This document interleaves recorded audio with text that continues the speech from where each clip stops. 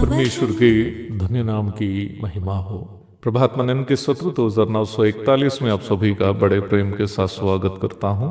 आइए आज के मनन के लिए हम पढ़ते हैं प्रकाशित वाक्य अध्याय 12 पद 6।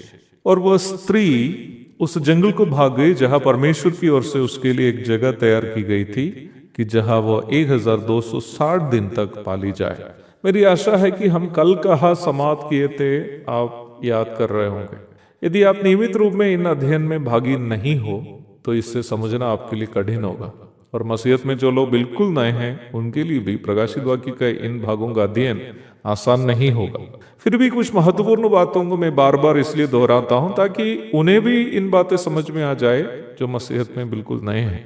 तो भी मैं आपसे ये कहना चाहता हूं कि प्रभात मनन से केवल उन लोगों को ही फायदा मिलेगी जो लोग वचन अध्ययन को गंभीरता से लेते हैं। प्रारंभ में पढ़ी गई पद में मसीह विरोधी के सताव से बचने के लिए सुरक्षित स्थान की ओर इस्राएल का पलायन के बारे में हम देखते हैं। इस प्रकार का पलायन इस्राएल के लिए नया नहीं है। कई सदियों से इस प्रकार एक जगह से दूसरे जगह की ओर अपनी सुरक्षा के लिए पलायन करते करते आया हुआ एक समूह है इस्राएल। सदियों के पूर्व नबी मूसा ने इस बात को उनकी न्याय व्यवस्था में लिखकर भी रखा है। प्रकाशित वाक्य 28 की 64 से 68 तक। यदि वर्तमान के इस्राएल राष्ट्र की स्थापना के बारे में सोचे तो पहला विश्व महायुद्ध के बाद काफी संख्या में शुरू हुए यहूदी पलायन का परिणाम स्वरूप वर्तमान यहूदी राष्ट्र की स्थापना हुई है। ईस्वी 70 में रोमी सेनाध्यक्ष तीतुस के नेतृत्व में रोमी सेना जब यरूशलेम मंदिर को तहस नहस करने के बाद शहर में निवास करने वाले यहूदियों को, यहाँ तक गर्भवती महिलाएं और बच्चों को भी निर्दयता के साथ मार गिराए। मसीह विश्वासी जिन्हें मत्ती 24 की 16 में सूचित की गई प्रभु की वाणी याद थी, उस समय यहूदिया के पहाड़ी क्षेत्रों की ओर निम्न घटना होने के पूर्व ही भाग कर अपनी जान बचाई। कई बाइबल पंडितों का मानना यह है कि मत्ती 24 की 15 और 16 में सूचित की गई बातों की तात्कालीन पूर्ति ईस्वी 70 में हुई, वही भविष्यकालीन पूर्ति महाक्लेश काल में होगी। हम निम्न भाग में इस प्रकार पढ़ते हैं, मत्ती 24 की 15। इसलिए जब तुम उस उजाड़ने वाली घृणित वस्तु को जिसकी चर्चा दानियेल भविष्यद्वक्ता के द्वारा हुई थी पवित्र स्थान में खड़ी हुई देखो, जो पढ़े वह समझे, तब जो यहूदिया में हो वे पहाड़ों पर भाग जाए।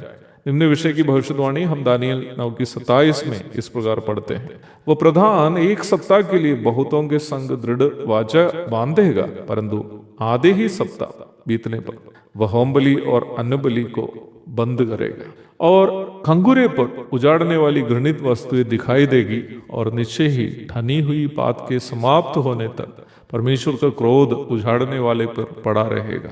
नबी दानियेल के द्वारा इस भाग में महाक्लेश काल के दूसरा जो भाग है, मसीह विरोधी महाक्लेश काल के यरूशलेम मंदिर के अंदर मूर्ति की स्थापना करके उसे अशुद्ध करने की भविष्यवाणी की है। यही भविष्यवाणी का उद्धरण मत्ती 24 की 15 में हम देख रहे हैं, और 16वीं पद में सूचित की गई है कि तब जो यहूदिया में हो वे पहाड़ों पर भाग जाए।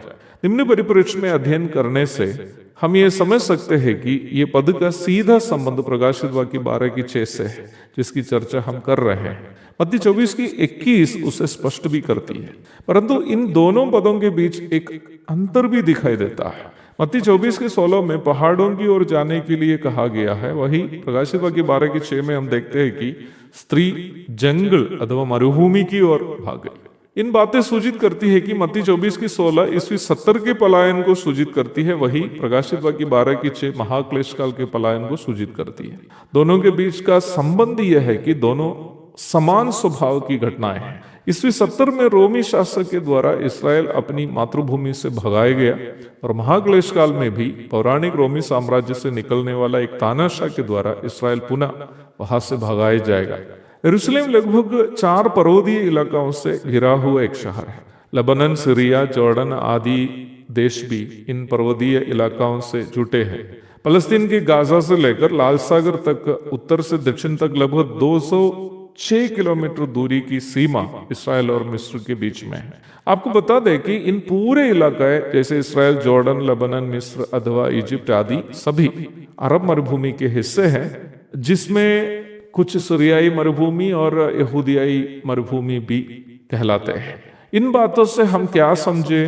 महाक्लेश काल के दरमियान जब इसराइल मसीह विरोधी के हाथों से सताए जाएंगे, अपने आस पड़ोस के देशों की ओर जो अरब मरुभूमि में स्थित हैं भाग जाएंगे। स्त्री जंगल की ओर भाग जाना यही सूचित करता है। तो एक संदेह है, इसराइल के जो अगल बगल के जितने भी देश है सभी मुस्लिम बाहुल देश है ना, वहां यहूदी की रक्षा कैसे होगी प्यारा, क्योंकि ये परमेश्वर की योजना है और उस रोचक तथ्य मैं आपको कल बताऊंगा। तब तक के लिए आपसे विदा हो जाता हूं। प्रभु आप सबको आशीष दे। आमीन।